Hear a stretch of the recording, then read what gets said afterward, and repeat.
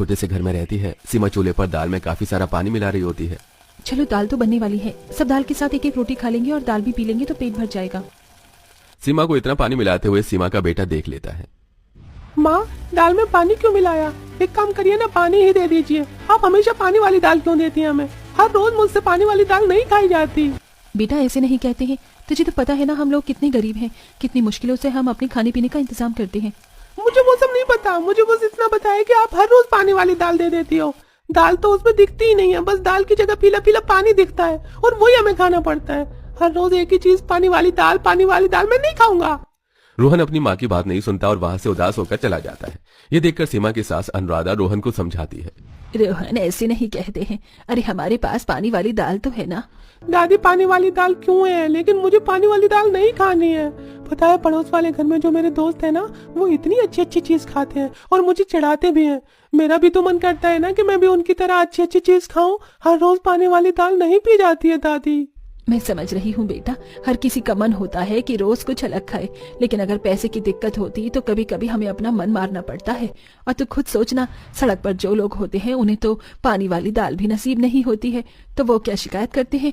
उन्हें तो जो मिले वो वही खा लेते हैं ना। अपनी दादी के समझाने के बाद रोहन समझ जाता है और कुछ नहीं कहता।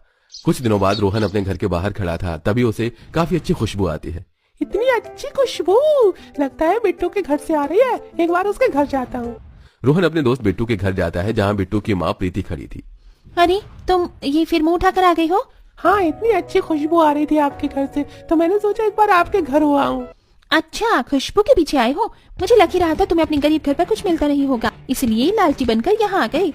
नहीं नहीं, ऐसी नहीं है, मैं लालची नहीं हूँ।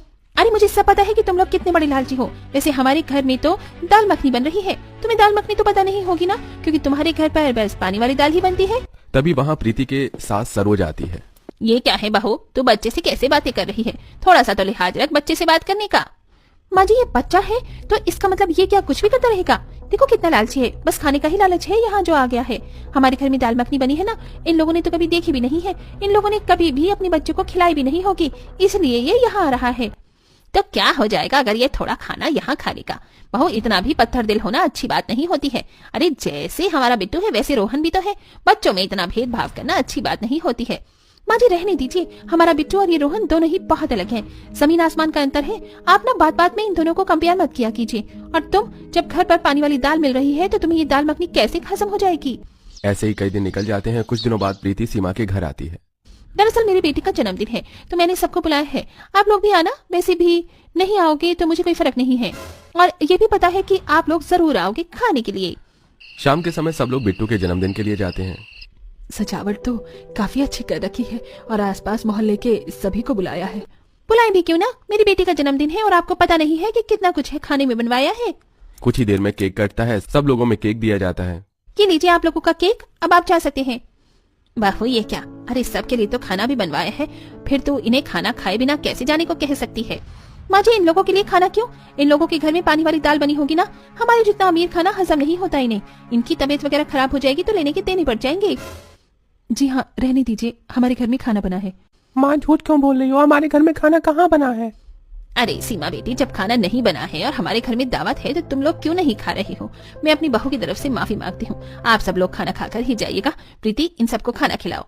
ठीक है माँ जी, खिला देती हूँ। वैसे इन लोगों ने इतना अच्छा खाना कभी देखा भी नहीं होगा। आप लोगों के लिए तो ये आज का दिन स्वर्ण अक्षरों में लिखा जाना चाहिए, क्योंकि आप लोगों ने पहले कभी खाया नहीं होगा ना इतना अच्छा खाना। किस्मत अच्छी है। प्रीति गुस्से में वहाँ से अपने परिवार वालों के साथ घर आ जाती है। माँ यहाँ क्यों ले आई? हमने वहाँ खाना क्यों नहीं खाया? तूने सुना नहीं वो लोग हमसे कैसे बातें कर रहे थे? अरे मुझे उनका शाही खाना या दाल मखनी से ज्यादा तो अपनी पानी वाली दाल ही पसंद आई, क्योंकि इसमें सुकून तो है, किसी के ताने तो नहीं है। माँ मुझे ताने नहीं, स्वादिष्ट खाना चाहिए, दाल मखनी चाहिए, और आपकी वजह से तो वो भी नहीं मिली। रोहन वहाँ से उदास होकर चला जाता है। रोहन के पीछे पीछे अनुराधा जाती है। ये क्या है रोहन, आज फिर खाना क्यों नहीं खाया?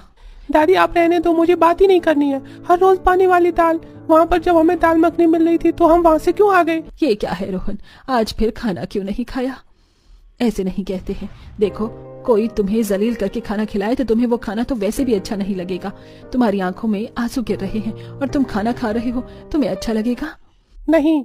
इसलिए तुम्हारी माँ भी यहाँ आ गई, क्योंकि वहाँ पर बस हमें सुनाया ही तो जा रहा था। ऐसे सुनने के बाद खाना कौन खा सकता है? अपनी दादी की बात सुनकर रोहन अब अच्छे खाने की कभी भी जिद नहीं करता है। माँ दादी आप लोग सही कह रहे हो, पानी वाली दाल मेरे लिए बहुत है, मुझे नहीं चाहिए दाल मखनी।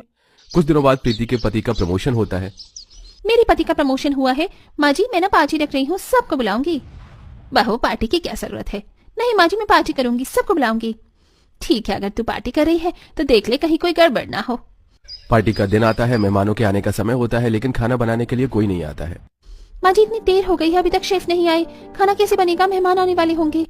बहू मेरा तो मन भी नहीं था पार्टी का, तू ही पार्टी करना चाहती थी। अब जो मुसीबत सर पर आकर खड़ी हो गई है तो तू ही उसका समाधान निकाल, मुझसे कोई उम्मीद मत रखना। प्रीति काफी ज्यादा उदास हो जाती है, उसे कुछ समझ नहीं आता, वो घर के बाहर उदास बैठ जाती है। भगवान, अगर आज पार्टी में मेहमान भूखे पेट गए तो मेरी बहुत बेइज्जती होगी, प्लीज कुछ करो ना। प्रीति को उदास देखकर वहां सीमा आती है। अरे तुम उदास क्यों हो? सब ठीक तो है ना?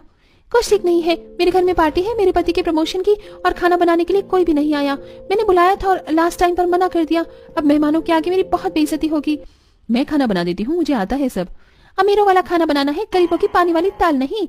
तुम चिंता मत करो, तुम्हारी बेइज्जती बिल्कुल भी नहीं होगी। सीमा सारा खाना बनाती है और टेबल पर लगा देती है। मेहमान भी आते हैं और मेहमान खाना खाने लगते हैं। अरे वाह, यह दाल मखनी तो कुछ ज्यादा ही लाजवाब है। कहाँ से मंगवाई है, मुझे भी जरा बताइए। प्रीति के खाने की सब तारीफ करते हैं। सीमा वहां से अपने घर चली जाती है और सीमा अपने परिवार के साथ खाना खाने के लिए बैठती है। रोहन, आज मैंने तुम्हारे लिए पानी वाली दाल और आलू भुजिया भी बनाई है। मुझे तो अब पानी वाली दाल भी बहुत पसंद है। सीमा सबको खाना परोसती है। तभी प्रीति अपने पूरे परिवार के साथ हाथ में दाल मखनी का पतीला लेकर आती है। आज आप सब लोग पानी वाली दाल नहीं खाएंगे, आज मैं सबके लिए दाल मखनी लाई हूँ। नहीं, हमें दाल मखनी नहीं खानी है, मुझे तो अपनी पानी वाली दाल पसंद है। आप अपनी दाल मखनी ले जाइए। ऐसे मत कहो रोहन बेटा, मुझे माफ कर दो, मैंने बहुत बदतमीजी की, लेकिन मुझे अपनी गलती का एहसास हो गया है। आपको अपनी गलती का एहसास हो गया हो, लेकिन हम गरीबों की भी इज्जत होती है। माँ इन्हें कह दो हमें नहीं खाना। ऐसे मत कहो, मुझे बहुत बुरा लग रहा है कि मैंने कितना गलत बर्ताव किया। मुझे माफ कर दो, आज हम सब साथ में मिलकर दाल मखनी खाएंगे। सीमा, आंटी जी समझाओ ना रोहन को। बेटा ऐसे नहीं करते हैं, अन्न का अपमान होता है। ठीक है माँ, इसका मतलब आज हम सब मिलकर दाल मखनी खाएंगे। हाँ बेटा, हम सब मिलकर दाल मखनी खाएंगे। इसी के साथ अंत में अमीर परिवार को अपनी गलती समझ आती है और गरीब परिवार पहली बार दाल मखनी का स्वाद चखता है।